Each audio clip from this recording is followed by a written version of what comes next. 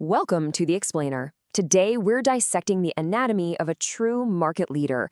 We are getting right under the hood of ICICI Bank to uncover the structural engines and, frankly, the bold strategic decisions that are driving its massive market-beating performance right now. Okay, let's dive right into this. We're going to start by looking at the raw numbers from their Q1 FY27 earnings win. From there, we'll explore their systemic importance to the economy, deconstruct their digital engine known as ICICI stock, and then analyze their customer 360 strategy before we hand down a final verdict. Section 1, the Q1 FY27 earnings win. Now, to really understand where ICICI Bank stands right now, we have to look closely at the July earnings season. So who actually won Q1 FY27? Well, when you analyze the reports of India's two largest private banks, ICICI and HDFC Bank, which came out within a day of each other, we're looking at a tale of two very different trajectories. The contrast here is honestly striking. HDFC Bank is currently struggling a bit with post-merger funding pressures, and that's resulting in a net interest margin, essentially the difference between what a bank earns in interest and what it pays out, of just 3.26%. But on the flip side, ICICI Bank is compounding smoothly with a highly impressive industry-leading NIM of 4.36%. And that operational efficiency, it culminates in this massive figure. A standalone net profit of 14,804.50 crore rupees. That represents a nearly 16% year-over-year jump, which is a crystal-clear indicator of a rapidly growing, highly lucrative operation. Analysts love to call this a clean quarter. Why? Well, because their bad loans are actually shrinking.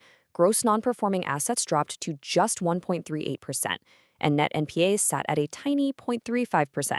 So because they have a much healthier loan book, the bank doesn't have to stash away as much cash for defaults. That means provisions actually fell by over 30%.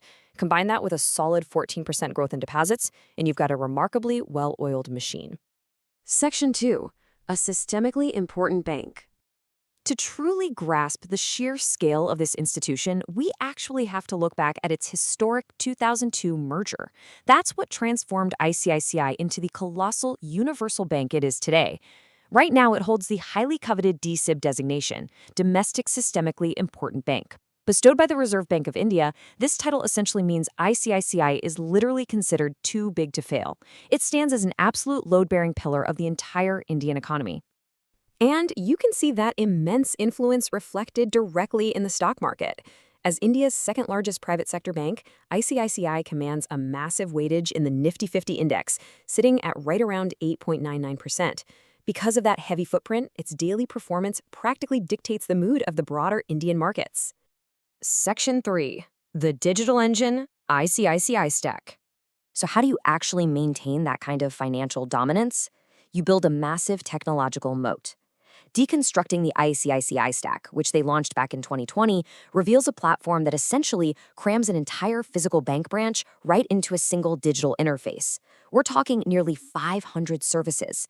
From instant UPI payments to robo-advisory investments, it is a total powerhouse built for everyday consumers and massive corporate clients alike. And this brilliantly illustrates how foresight pays off massively. By investing heavily in these digital infrastructures well ahead of the curve, ICICI Bank guaranteed uninterrupted, scalable banking that completely aligned with the broader vision of a truly digital India. Section 4. The Customer 360-Degree Strategy. Now, having a world-class digital front end is great, but it's honestly not enough without the human engine to power it. The bank operates on a core philosophy called One Bank, One Team.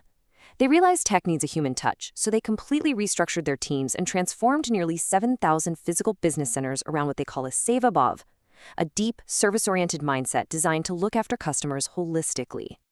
This Customer 360 strategy comes to life in 3 distinct steps. It's like a giant, highly efficient puzzle.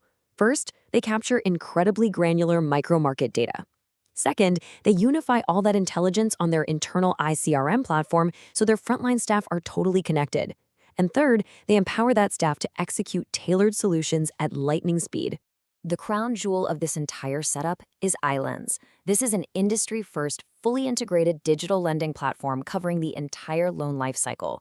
Set to expand from mortgages all the way to personal loans and credit cards by 2025, Islands drastically cuts down friction and turnaround times for the consumer.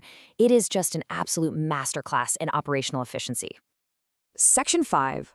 The final verdict.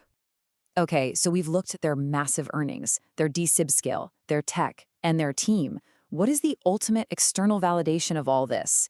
It comes from global rating agency Moody's, who officially reaffirmed their BA3 rating.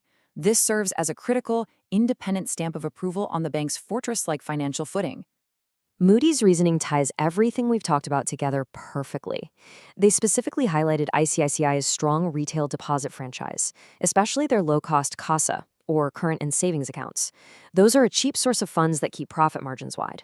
You combine that with massive government security liquidity buffers and their vital systemic role in India's national payments ecosystem, well, the rating makes complete sense.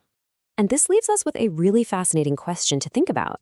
As legacy banks continue to struggle with post-merger margins and heavy physical costs, are comprehensive digital-first ecosystems like ICICI Stack the only true moat left for the future of banking? Can traditional scale ever really compete with seamless digital integration? It's a massive structural shift in the financial landscape, and right now, ICICI Bank is clearly setting the pace. Thanks for joining me on this explainer, and we will see you next time.